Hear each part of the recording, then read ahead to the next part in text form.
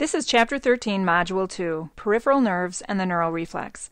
The learning objectives of this module are 1. Describe the nerve plexuses, 2. Describe specific peripheral nerves, their distribution and their origin, and 3. Describe the process of a neural reflex.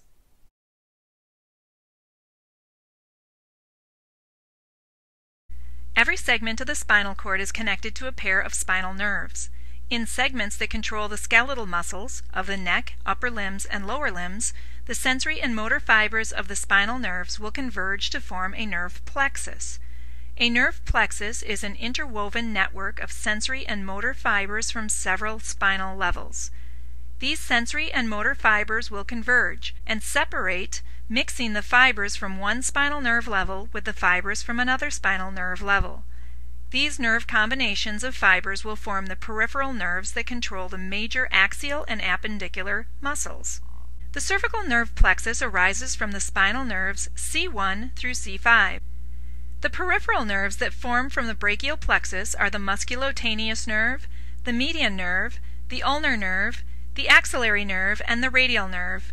The median nerve is the nerve that can potentially get trapped in the carpal tunnel area of the wrist. The lumbar plexus arises from the lumbar segments of the spinal cord. The lumbar plexus contains axons from the spinal nerves T12 to L4. A major peripheral nerve that forms from this plexus is the femoral nerve.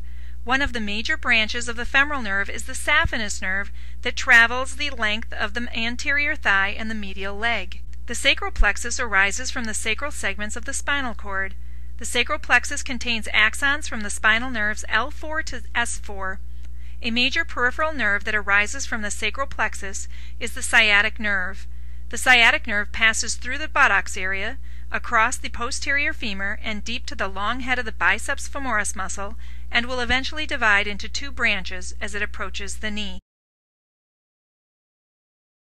A reflex is a rapid, automatic response to a stimulus. Reflexes can make rapid adjustments in the function of organs or organ systems. Each time a particular reflex is activated, it will produce the same motor response. A reflex will always involve a receptor that detects a stimulus, an integration center where a synapse will occur and information will be integrated, and an effector that will react to the command given. Spinal reflexes range in complexity from simple monosynaptic reflexes involving a single segment of spinal cord to polysynaptic reflexes that involve many segments. A monosynaptic reflex is a simple reflex where there is very little delay between the sensory input and the motor output. The best known monosynaptic reflex is the stretch reflex, which provides automatic regulation of skeletal muscle length. The patellar reflex is an example. When a physician taps your patellar tendon with a reflex hammer, the patellar tendon is stretched. This stretches the quadriceps tendon, and receptors in the quadriceps muscles are stretched as well. These receptors are called muscle spindles.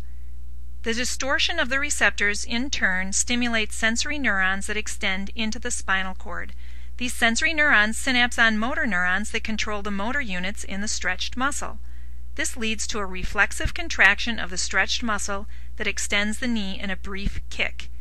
All monosynaptic reflexes involve only one single synapse. A polysynaptic reflex can produce far more complicated responses than monosynaptic reflexes can. In a polysynaptic reflex, interneurons are involved and can control several muscle groups. These interneurons can either stimulate or inhibit action potentials in the central nervous system. A withdrawal reflex is an example of a polysynaptic reflex. The strongest withdrawal reflexes are usually triggered by painful stimuli. In this example, the stimulus is the pain experienced when grabbing a hot frying pan. The response is a contraction of the flexor muscles of the arm.